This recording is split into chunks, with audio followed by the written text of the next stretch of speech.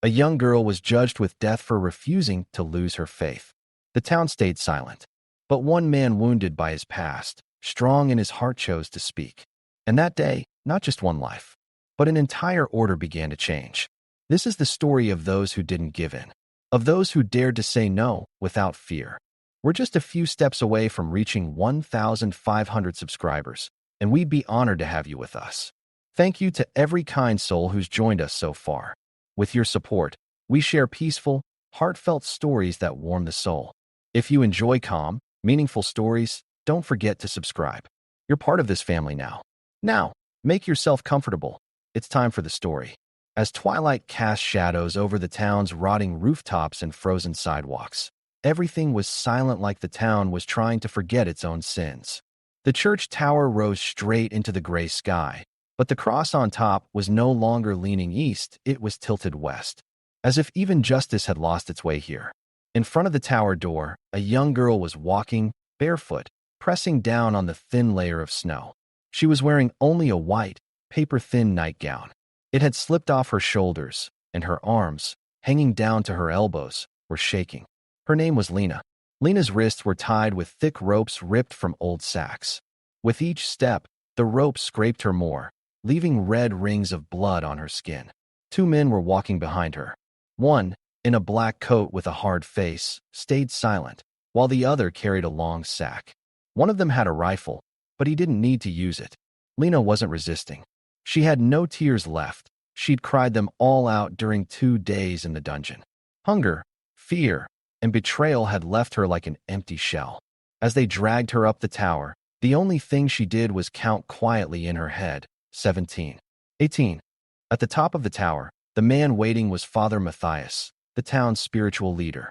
His black robe shimmered under the flickering lantern light, silver buttons catching the glow. He held a Bible under his arm. His eyes were cold, his lips unmoving. She refused a holy offering, he said. She pushed away the only path that could have saved her. Father's son, Jonas, had proposed to Lena months ago, but her heart had said no. Lena believed that surrender without love was slavery. And for this town, that belief was like a curse. People had gathered in the town square. No one spoke. No one stopped anything. Women watched from behind lace curtains. Men hid behind the brims of their hats. Everyone just wanted to see how a girl who said no would be punished. Not to save her. No one saw her as a human being anymore. The priest raised his hand, like he was blessing her. A woman who doesn't obey stands at hell's door, he said.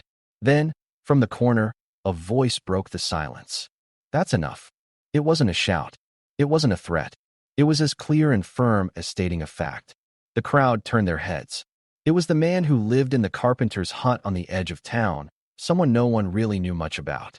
He'd lost his wife years ago and lived quietly ever since. His name was Eric. He wore a worn-out brown coat. On his shoulder was a piece of wood covered in sawdust. He didn't carry a weapon, but his eyes were heavier than all the town's guns. Snow clung to his sleeves. Ice formed in his hair, but he kept walking. No one stopped him. Even the town sheriff stepped aside. If you touch this girl again, Eric said, locking eyes with the priest, you'll answer not just to your God but to me. The priest narrowed his eyes. This is God's house. You're a stranger here.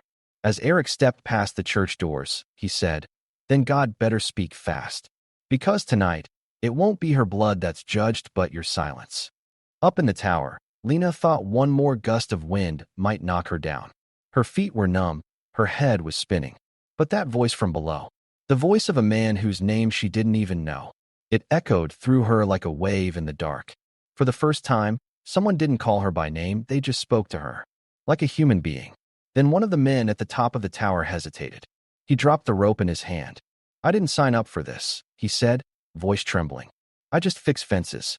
The other one, his face bright red, bowed his head and quickly walked down the stairs. Only Lena was left, her face covered with a sack, her knees shaking, but something inside her had changed. Not quite hope, but a strength that came from not being alone anymore. Footsteps slowly climbed up. It was Eric. She recognized him by the way he stepped. The wooden steps creaked beneath each foot, but his presence didn't feel like a threat, it felt like a promise. When he reached her, his voice was low but firm. Lena, he said, I'm going to untie you now. You don't belong to anyone. And you're not alone anymore. Lena didn't say a word. But as the ropes came loose, her tears mixed with the snow. Her eyes were bruised. Her lips were cracked, but they still shone. For the first time, someone looked at Lena not like a sinner but like a person trying to rise from her ashes. Eric held her not as a burden, just to support her. And they started going down together. Each step they took shook the town's rotten beliefs a little more. As they passed through the crowd, no one touched them. Only silence remained. A woman cried. A child looked away. And snow began to fall again. Eric took her home. The stove was burning. The water was warm. And that first night, no questions were asked. Because sometimes, healing starts simply by sitting next to someone who chooses to stay quiet. The sun hadn't risen yet. Silence had settled deep into the wooden walls of Eric's cabin. As the stove crackled, the orange glow of the flames lit up Lena's face. They didn't speak that night. Eric wrapped an old blanket around her trembling shoulders, made a cup of hot water, but didn't insist she drink it. He just left the cup by the stove, sat on the floor, and started watching the fire. The wind's voice joined the empty walls. Lena was still shaking, but not from the cold anymore. Being able to stay silent next to someone was just as much of a gift as speaking. When morning came, Eric quietly opened the door and stepped outside. Last night's snow still covered the ground, but the sky was clear and the wind was gentle. He walked to the old horse stable behind the cabin, checked the rusty nails, fixed a broken hinge. If men had learned to repair pain not with shovels, but with their hands, then maybe there was still hope in this world. On the other side of town, another kind of preparation was taking place. A new notice was nailed to the church board. The sound of the cold metal nail sinking into the old wood didn't feel like justice, it sounded more like a threat. Mass prayer gathering. Rebuilding the faith. There was no signature from Father Matthias at the bottom, but everyone knew it came from him. The town hadn't forgotten how to listen to him because fear stays in the memory, mercy doesn't. Lena couldn't see any of this as she looked out the cabin window, but she could feel it. Sometimes people can sense danger, even if they don't know its name. Still, that morning, for the first time, she stood up from her chair. The stove was still warm. Inside an old basket Eric had brought, there were a few pieces of cloth. She reached in and picked one out. The fabric reminded her of the dresses her mother used to sew by hand. Blue-striped, with worn edges. There was love in that fabric's past. Holding it, Lena could almost smell it lavender, soap, and the old days. She found a needle in a drawer. It was old, but still usable. When she opened the drawer, a button fell out and rolled across the wooden floor. That moment, something inside Lena shifted. She picked up the button, set it on the table, and laid the cloth over her knees, beginning to sew. At first her fingers trembled, but then, like a child learning to walk, she gained confidence. With each stitch, she buried the silence of the past. That dress was no longer just clothing. It had become a symbol of a life reshaped by her own will. Around noon, Eric walked back in. His arms were covered in sawdust, his cheeks red from the cold. He looked at Lena, and for the first time, there was something in his eyes besides fear. Focus. A desire to hold on. He glanced at the blue dress she was sewing. He didn't say anything. Eric only spoke when words were truly needed. But the look in his eyes gave Lena enough strength to last for hours. "I'm going to wear this," Lena said quietly, adjusting the hem of the dress. "But only when the time is right." Eric nodded. "When the time is right, you'll know it." That evening, they ate dinner together for the first time. The food was simple stale bread, a bit of soup. But the fact they were sitting at opposite ends of the same table made Lena feel more human than she had in days. Eric's eyes still seemed lost in the dark, but his gaze never searched for her wounds. It was as if he wasn't asking, "How will you heal?" but rather, "How do you want to exist?" Before going to sleep, Lena spoke softly. "Why did you come that day?" Eric paused. He just looked at the stove. "Because someone had to." Lena closed her eyes. "You didn't even know my name." "Sometimes it's not about knowing someone's name," Eric said. "It's about realizing they exist. They ignored you up there. I've been ignored before too." Lena wasn't crying anymore. Her tears hadn't dried completely, but she didn't need them now. Because something else was growing inside her. A voice. Not strong enough to shout, yet but ready to whisper. And when morning came, that blue dress still standing by the stove wasn't just a piece of clothing, it was a challenge, a declaration of being. The morning opened with a gray sky. The sun was hiding behind the clouds, sending only a cold light to the town's streets. There was no wind, but the air carried the silence of an approaching storm. Lena was sitting on the stone steps in front of Eric's cabin. She was wearing the blue dress she had sewn that night. Some of the stitches were crooked, but each one marked her determination. An old shawl hung over her shoulders, lightly fluttering even without a breeze. Her hands were clasped in her lap, not out of fear this time, but to quiet the trembling resolve inside her. Eric slowly opened the door. He held an old leather pouch with a few coins inside. "We can get some flour," he said. "Maybe some salt." The sentence was simple, but what he was offering was a brand new page written into Lena's fate. Walking into town together. They set out slowly. Eric didn't say anything. He used silence as a shield, but the silence beside Lena that day said more than the shout in the church square. His footsteps left deep prints in the dirt road. As they got closer to town, the houses became more frequent, curtains shifted, door cracks narrowed. People didn't speak, but their eyes did. Eyes that questioned, punished, looked ashamed yet still proud. Lena didn't lower her head. She didn't look away. With every step, she stood a little taller. When they reached the square, the town baker, Miss Ruth, was sweeping her doorway. She looked at Lena. She wasn't surprised. She just didn't look away. Lena took the first step. "Good morning." The broom stopped. The woman stayed quiet for a few seconds, then answered in a near whisper, "Good morning, dear." That was the first crack, the first fracture in the wall. Lena didn't go inside. Eric tipped his hat in greeting. Then they walked together to the town's small shop. When they opened the door, all conversation inside stopped. Two women standing between the shelves stared at Lena. They froze. The girl who had rejected the town preacher's son, been taken up the tower, expected to die, was now standing tall in front of them. Eric took out the pouch and pointed to the sack of flour on the counter. Lena stepped forward and said, "And some salt too." The shopkeeper, an old man named her Albert, grumbled as he brought over the salt. His hand trembled, but he didn't look at Lena. He just took the payment and lowered his head without saying much. As they stepped outside, a whisper reached Lena's ear. One of the women muttered, "Stubbornness born of sin." But Lena didn't turn around. She heard it, yes, but not replying was sometimes the strongest answer. When they returned to the street, silence surrounded them again. But this time, something had changed inside it. Lena's steps were more certain. Eric didn't say anything, but deep down, he felt proud just walking beside her. He wasn't watching a cast-out woman, he was watching a person reclaiming her own strength. That night, when they got back to the cabin, Eric carved some wood for her. A new table, smaller but sturdy. "I want to make space here for you," he said. Lena smiled quietly. She sat at the corner of the table and began tying a piece of cloth. Eric walked outside with an old plank in his hands. His eyes drifted toward the distant forest. As the sky darkened, the light from the cabin window lit up Lena's silhouette. She was no longer just a girl who needed protection. She was a person being reborn, a will with a name, Lena. But later that night, in the middle of town, another kind of preparation was happening.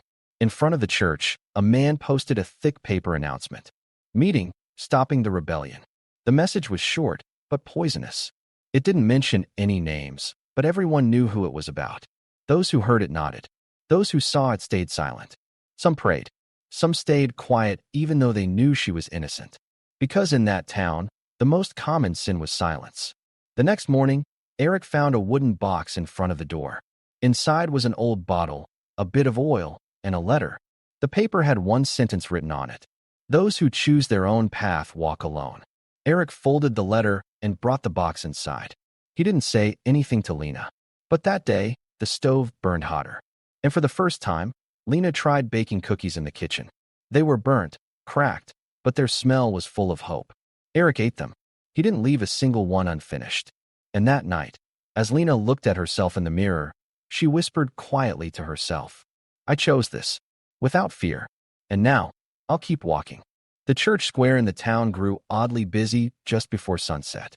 Wooden pews, long left unused, were brought outside, lanterns were lit. There was no wind, but the air felt tight, like everyone was holding their breath at the same time. The tall platform in front of the church wasn't being prepared for a holy ceremony this time, it was being readied for judgment. Father Matthias stood there in his long black robe. Beside him was his son Jonas, his eyes frozen with memories of Lena, his lips curled in anger like a statue. The first words from the pulpit didn't come from sacred texts, but from a voice full of threat. "If obedience breaks, order collapses," said Father Matthias. "And if order collapses, not even God will hear you." The townspeople nodded, some truly believing it, others just afraid to look away. Right then, the whispers in the square stopped. Eric had appeared. Lena was with him. Eric's coat was buttoned, collar turned up. His face was firm but not ready for a fight. More like a wall, steady and patient. Lena hadn't lowered her head. Her blue dress fluttered in the breeze, and as her eyes passed over everyone in the square, they became a mirror. Meeting the same stairs that had led her to the tower that day made the crowd shift uncomfortably. Father Matthias raised his voice. "Look, hiding sin behind the shield of normalcy. Turning a woman's rebellion into something called freedom." Eric didn't speak, but he stepped forward. That single step felt like it made all the benches in the square creak. Lena moved next to Eric. She pulled her hands out from under her shawl. Her fingers were cold, but they didn't shake. When she spoke, her voice was soft but steady. "I didn't tempt anyone here. I didn't lead anyone astray. I just chose my own path." A murmur rose from the crowd. Women whispered, men straightened their shoulders. Jonas stepped forward. "You humiliated me. You disgraced my father's name." Lena looked at him. "I rejected you. Because a marriage without love is just loneliness in a crowd." Father struck his cane on the ground. "These words are poison. A woman should know her place, stay silent." And that's when Eric's voice rang out. Calm, but with a ground-shaking tone. "If women are meant to stay silent, then what are you so afraid of when one speaks?" Silence. Heavy, sticky silence. The crowd shifted.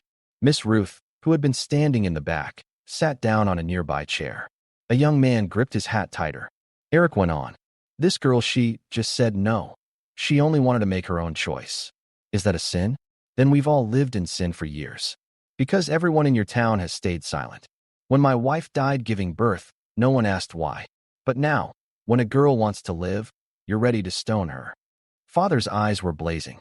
Jonas shouted, "She belonged to me." And that's when Lena stepped forward for the first time. She moved past Eric and walked alone to the platform. The wind tossed her hair. Her eyes scanned the crowd.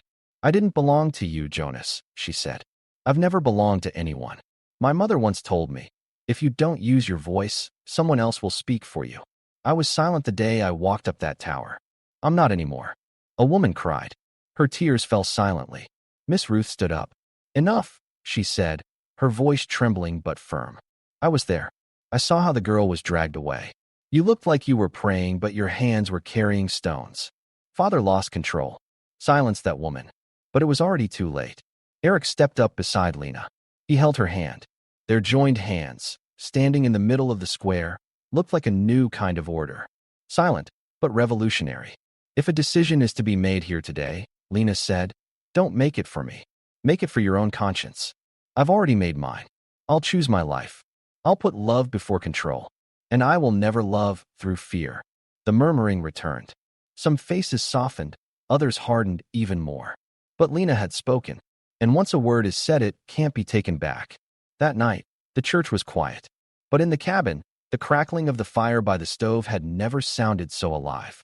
2 days had passed since that striking confrontation in the town square. But its echo traveled farther than the church bell. In every home, in every whisper, Lena's name was mentioned. In every conversation, Eric's silent but firm stance was being discussed. Some called it courage, others still saw it as corruption. But the silent majority was now quiet, not out of anger but curiosity. Father Matthias, however, saw this silence as a threat. In the back room of the church, at a desk stained with old ink, he wrote a new notice. Handwritten, it was nailed to the town's bulletin board early that morning. "Those who disturb God's order shall not remain. Those who share in the sinner's covering will face the same judgment. Gathering, sunset, a decision will be made." This notice no longer targeted Lena, but Eric directly. The accusation was clear: harboring a sinner. Hazel, the town's elderly but wise woman, came early to Eric's cabin. Her apron was wrinkled, her hair undone, but her steps were firm. When she knocked, Lena opened the door. For the first time, her eyes didn't show fatigue, but determination. Hazel spoke softly as she entered. This isn't about you anymore, Lena. They're afraid of Eric becoming an example. A man stood against them with nothing but compassion. That's what hurt them most. Eric was working behind the cabin, a shovel in his hand, a small crate of saplings by his side. When Lena came over, his face was sweaty, his hands covered in dirt. That quiet, productive energy didn't stir fear in Lena, it sparked a desire. I want to plant something, she said. Eric looked at her. Right here. In the place where they once wanted to destroy me, I want something to grow. Eric nodded. What do you want to plant? A tree, but not one with flowers. Not something fragile. Something strong. Eric pulled out a small sapling from the crate. Its trunk was thin but flexible. This is apple, he said. It loves the soil. Its roots grow deep.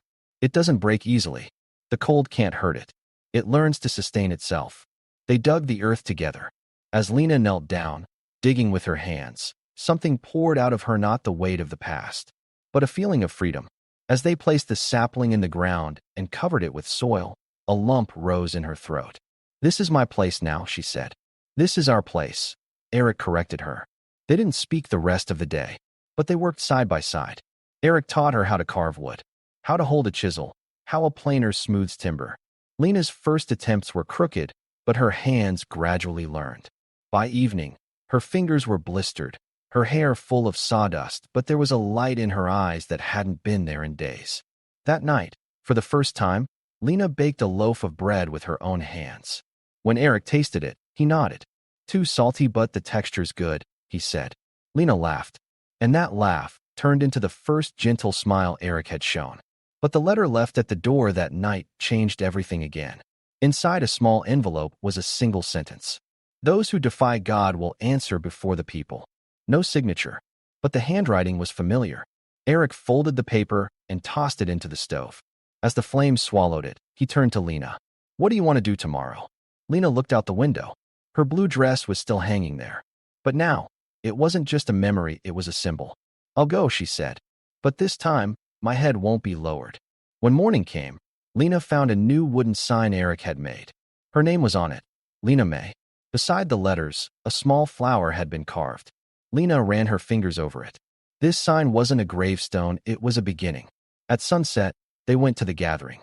They walked quietly. Eric didn't bring his axe, but Lena held a small wooden plaque she had made herself. On it, she'd written just one word, chosen. The crowd in the square met their approaching steps with silence. Father was at the pulpit. Jonas stood beside him again. Lanterns flickered. The decision seemed already made, but when Lena took her first step onto the platform, everyone's expectations cracked.